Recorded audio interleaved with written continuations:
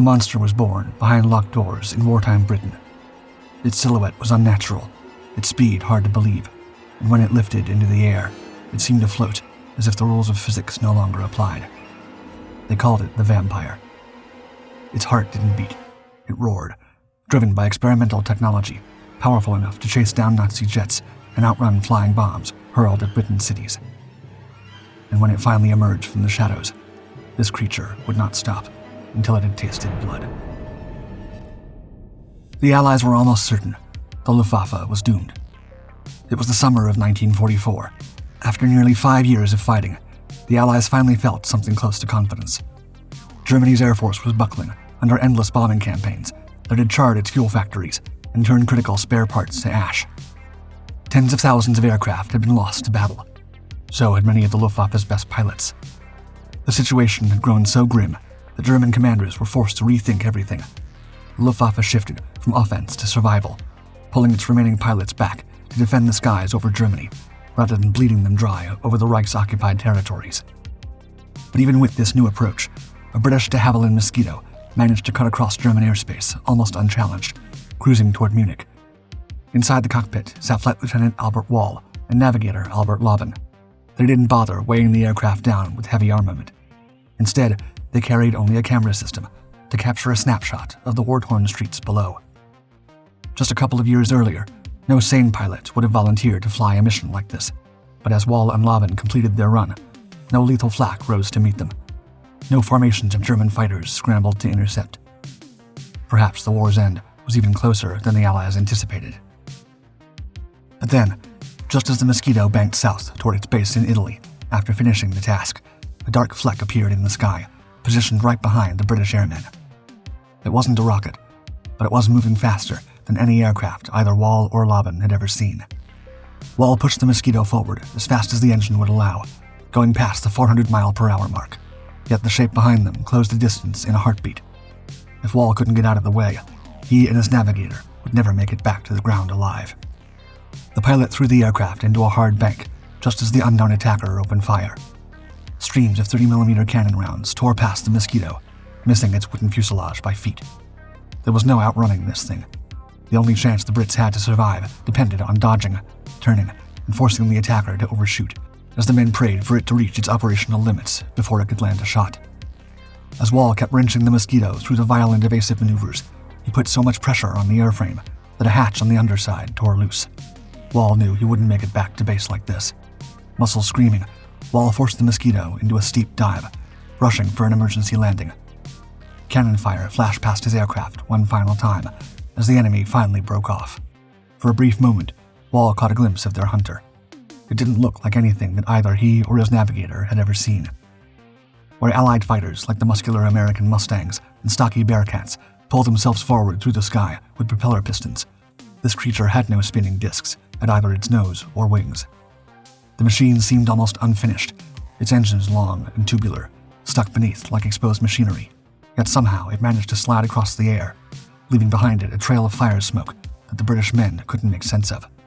Their attacker was faster because it was the product of an entirely new type of technology.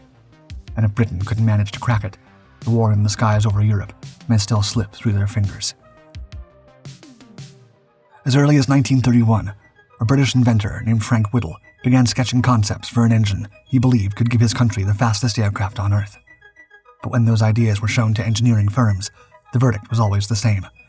Whittle's science had potential, but the technology required to assemble these machines was far beyond what Britain could realistically do at the time. Whittle, however, refused to let the idea go. Across the English Channel, the rapidly expanding Luftwaffe was chasing the same goal at alarming speed. Shortly after Hitler's forces crossed into Poland and ignited the Second World War, German pilots were already flying the Heinkel HE-178. Instead of relying on spinning propellers to pull itself through the air, this aircraft used a radically different idea. Powered by a still experimental engine, air was drawn in as the Heinkel HE-178 accelerated, compressed, mixed with fuel, ignited, and then hurled straight out the back, producing a violent thrust that drove the aircraft forward. This was the world's first jet-powered aircraft, and while its rudimentary technology couldn't yet unlock the full potential of jet propulsion, the British Air Ministry could see the writing on the wall. Whether Whittle's ideas were ready or not, they had to be given a chance. The future of the air war, and possibly Europe itself, might depend on it. By late 1939, British officials turned to the Gloucester Aircraft Company and tasked them with building a fighter around Whittle's latest experimental engine, the Power Jet's W-1. The result was the Gloucester E-2839, a compact, largely conventional low-wing aircraft with a single nose-mounted intake. Although early plans called for it to carry 4 machine guns for testing, the aircraft was ultimately left unarmed. Few believed something this modest could ever compete against the machines being developed by Hitler's engineers. However, when it lifted off for the first time on May 15, 1941, Whittle and his team knew they had created something special. For the first time in British history, an aircraft was flying without propellers, and it worked. The E-2839 reached speeds above 460 miles per hour and climbed to more than 32,000 feet, proving Britain was on the verge of an entirely new era of flight. Still, this was no combat aircraft. Without weapons and with an engine that lacked sufficient thrust, it was nowhere near ready to face the Luftwaffe in battle. The answer, then, was obvious. The next aircraft would need not 1, but 2 turbojet engines. Designers moved quickly, settling on a sleek, all-metal fighter with straight wings and a jet engine housed in each. On paper, the solution seemed straightforward. In reality, it was anything but. Year after year, prototypes came together, only to reveal new problems. Engines proved unreliable. Power fell short. Stability issues plagued test flights.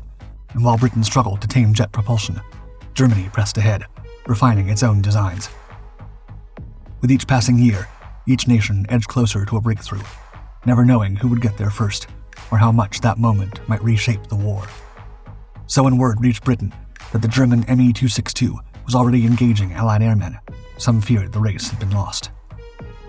Yet there was still a narrow window of hope, because just one day after the new German jet struck Wall and Laben's Mosquito over Munich, the United Kingdom declared that its own jet fighter, the Gloucester Meteor, was finally ready for action. The first squadron of operational British jets was sent to Kent, a region that, because of its proximity to Germany and the still occupied Belgian coast, had become a prime target for Hitler's latest weapon, the V-1 flying bomb.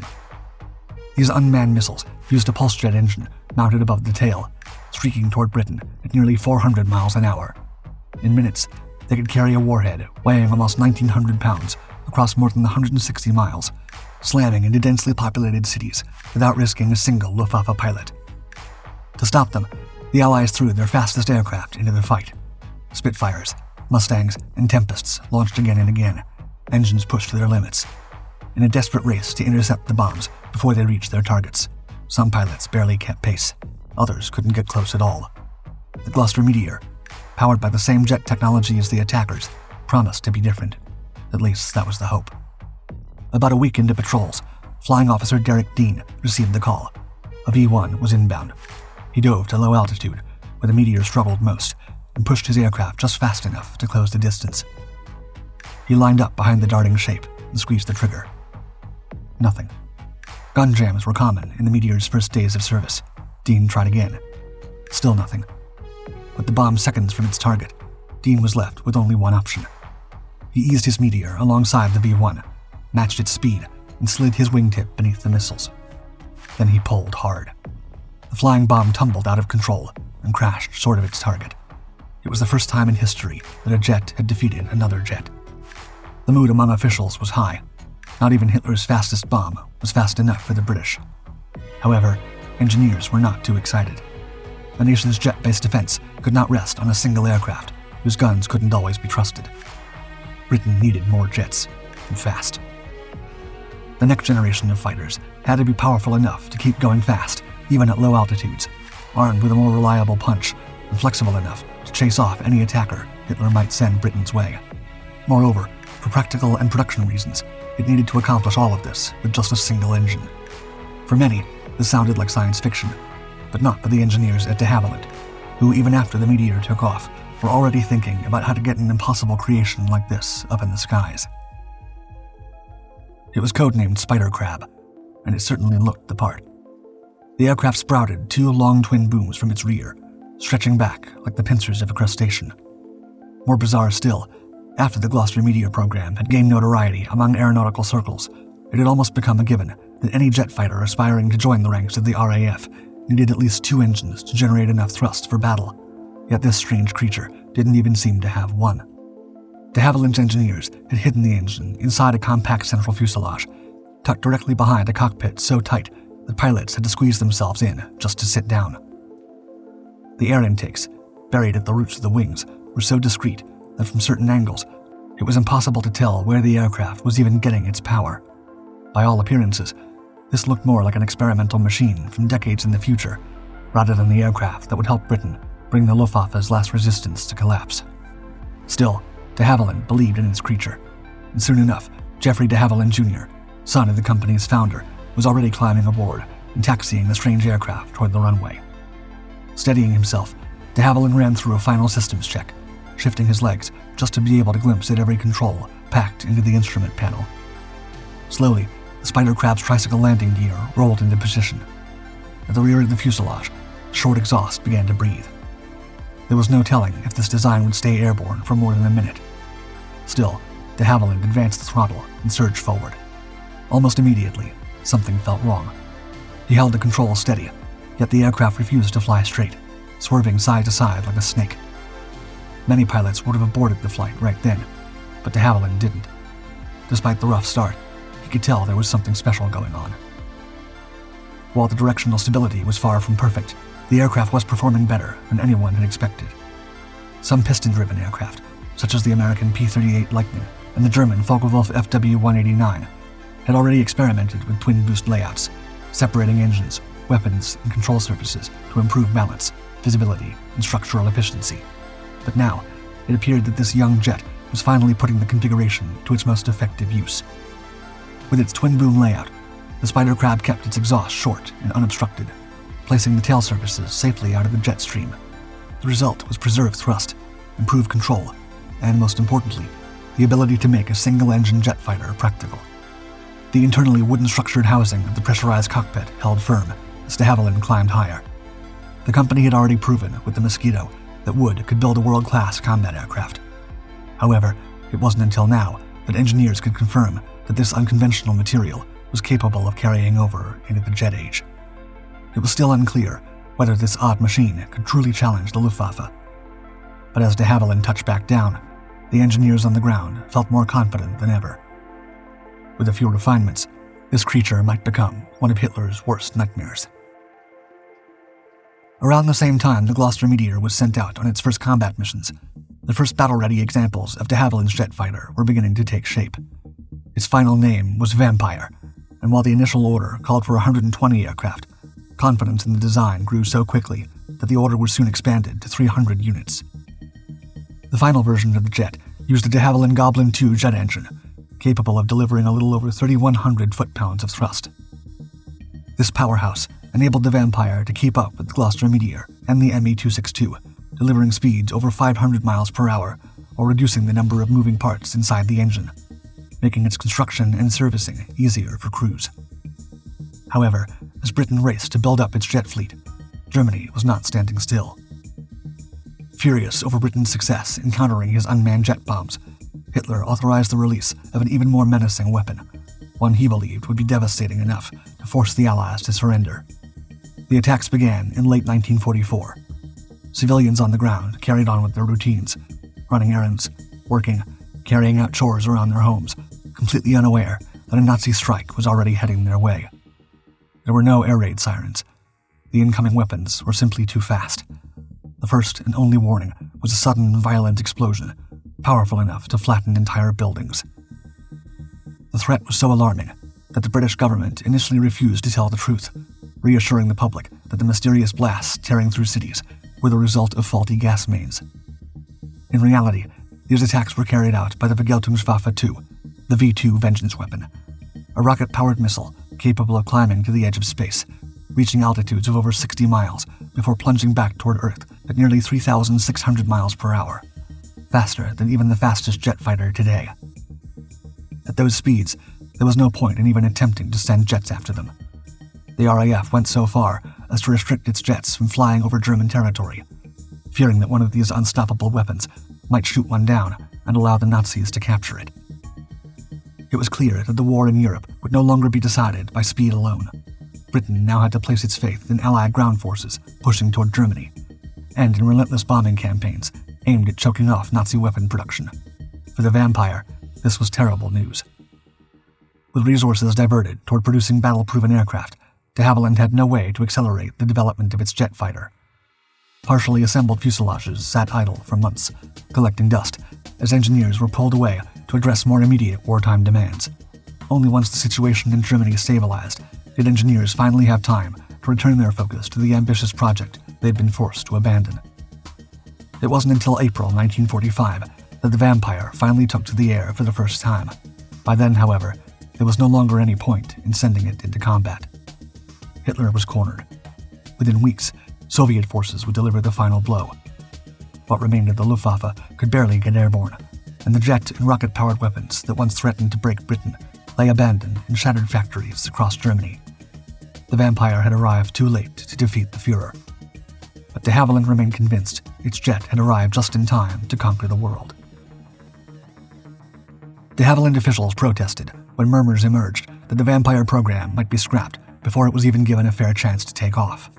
It wasn't that British officials had stopped believing in the aircraft, but after the war, the nation faced a grim economic reality, and there was little room to continue spending on military equipment that had yet to prove itself in combat.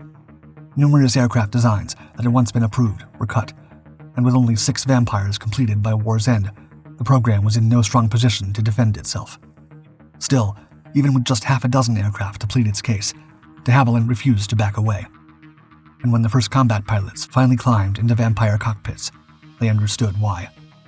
Takeoff was surprisingly easy. While the narrow cockpit wasn't the most comfortable space a pilot could find himself in, engineers had taken care to make the controls intuitive and uncluttered, keeping rarely used components out of the way and presenting airmen with a clean, streamlined panel that offered a quick, clear checklist before departure. In the air, pilots accustomed to piston-powered aircraft noticed the jet didn't leap forward the moment the throttle was pushed like they were used to. Still, once the Vampire reached higher speeds, it was nearly impossible to match. The aircraft proved far more maneuverable than anyone had expected from such an unconventional design. Pilots reported that while the Vampire could lose lift in turns if mishandled, it was otherwise agile and forgiving, capable of tight turns and even complex aerobatic maneuvers, diving steeply and carving elegant rolls through the sky without sacrificing stability. Rather than canceling the program, RAF Command allowed production to continue. In time, 244 examples of the initial Vampire variant were built, marking the true beginning of Britain's second jet fighter. After waiting so long to enter RAF service, the Vampire wasted no time spreading its wings. One by one, some of the most respected veterans of the Second World War began to step aside. The Hawker Typhoon, the Hawker Tempest, even the legendary de Havilland Mosquito, the aircraft that had once stared down a German jet, gave way to the Vampire's reign. By the time the next armed conflict arrived, Britain's new jet fighter was more than ready to join the fray. After the war, economic hardship spread not only across Britain, but throughout all its colonies. Halfway across the world, in Southeast Asia, the nation of Malaya, under British control for more than 150 years, was approaching a breaking point. Industries were collapsing, civil unrest was escalating by the day, and despite the best efforts of local British authorities, nothing could stem the rising armed resistance of the Malayan Communist Party. The conflict formally erupted in June of 1948. At the time, Britain had only 3 army battalions in the region, supported by 5 additional formations of Gurkha and local Malay soldiers, forcing commanders to undertake an urgent deployment. Troops arrived from across the Commonwealth, but numbers on the ground would not be enough. The enemy was dispersed deep throughout the jungle, moving along muddy trails and rugged hills that no British force could hope to control without air support. That's where the Vampire came in. Just 2 years after its official introduction to the RAF, the jet had already evolved into an even more formidable weapon. The new FB-5 Vampire variants were fitted with added armor around critical systems, giving pilots a better chance of survival even when taking ground fire. The wings had also been slightly reduced, and the landing gear reinforced to allow for heavier payloads. Vampires could now carry up to 2 500-pound bombs under the wings, along with 3-inch rockets mounted near the booms. Later versions also fielded 4 20mm Hispano Mark V cannons, giving pilots as many as 600 rounds per sortie. However, The Vampire had not been designed to fight under the bright sun. Even with its growing firepower, the aircraft lacked cooling systems strong enough to withstand the Malayan weather. As pilots approached remote targets hidden beneath the jungle canopy, the heat became overwhelming. Vision blurred inside the cockpit. Sweat pooled under flight gear. At times, even the engines protested. Heat and humidity were taking their toll before the aircraft could complete a single attack run. Still, neither the Vampire nor its crews faltered when the moment came. Bombs fell one after another, explosions rippling through the jungle below as the jets turned for home, racing back to base as fast as their struggling engines would allow. This was not the smooth combat debut that de Havilland's engineers had envisioned, and it would take years for the Malayan emergency to finally be brought under control. Yet the Vampire had proven its worth. The hard lessons learned in Malaya would soon give way to a new generation of vampires, one adapted to survive the sun with enhanced cooling and more powerful engines, carrying pilots over the deserts of Kenya during the Mau Mau uprising of the 1950s. But dominating the land was not enough for this jet. Not long after its RAF introduction, the Vampire would look beyond the ground altogether, seeking to extend its dominance across the seas. Determined to bring their carriers into the jet age, the Royal Navy commissioned de Havilland to craft a Vampire variant capable of operating from runways in the middle of the ocean. Even during the Second World War, when carrier-based aviation had proven decisive in the Pacific, not a single jet aircraft had ever managed a carrier landing. The Vampire, however, was ready to change that. The first attempt came in December of 1945. Sitting in the cockpit of the modified jet was British Captain Eric Winkle Brown. The Vampire under his command was still only a converted prototype, but Brown was confident that this odd bird could carry him safely across the deck of HMS Ocean. The ship was among the newest in the Royal Navy's fleet. Her 690-foot flight deck still nearly untouched by aircraft tire marks. Even so, there were no guarantees that even the most advanced naval technology of the era could support one of the fastest aircraft ever built. Without allowing himself a moment to second-guess the decision, Brown pushed forward. The jet engine was still far from ideal for short takeoffs, and as the Vampire began to roll, its acceleration seemed almost hesitant, as if the aircraft might not gather speed quickly enough. But there was no turning back now. Brown kept the throttle open, pulling the nose of the Vampire upward as the aircraft rushed toward the edge of the deck. Then, with a gentle lift, the rear wheels left the surface as well. For a brief instant, Brown found himself suspended between sea and sky, uncertain whether the Vampire would climb or drop. From the control deck, sailors held their breath. And then, as if defying the rules of physics, the Vampire continued to rise, slowly but steadily, climbing away from the carrier and into open air. From above, Brown could see the ocean stretching endlessly, merging with the sky at the horizon. However, there was no time to admire the view. The second half of the mission still lay ahead. Banking the aircraft back toward the ship, Brown began a careful descent. Future versions of the Vampire would be fitted with reinforced arrestor hooks, larger air brakes, and improved landing flaps to give pilots greater control during recovery. But for now, Brown had only the fundamentals of an experimental prototype to rely on. Carefully, he lined up the approach, fighting to keep the Vampire steady and centered as the wheels touched down on the deck, perfectly positioned to catch the arrestor cable. The jet slowed rapidly, coming to a complete stop in seconds. Deck crews rushed forward, ready to assist in case of any last-second failure. But there was no need. The Vampire had done what no jet aircraft had ever done before.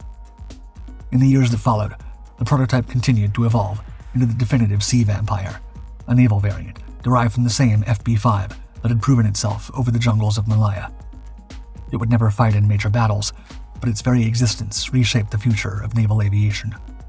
And now, with the sky, the ground, and even the sea within its reach, every nation wanted a Vampire amid its ranks.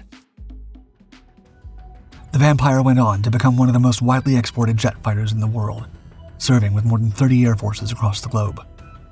Among its most notable operators was the Royal Australian Air Force.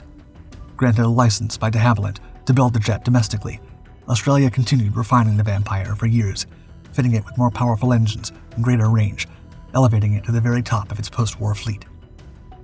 In countries like France, Sweden, and Switzerland, the Vampire turned an entire generation of pilots out of the piston era and into the jet age, forming the backbone of their nation's air defenses during some of the most tense moments of the Cold War. across the Americas, nations such as Canada, the Dominican Republic, and Mexico, where it earned the nickname avocado, given the shape and color of its fuselage, also adopted the Vampire to modernize their air forces. While the Vampire never fought in a global war, it did see real combat.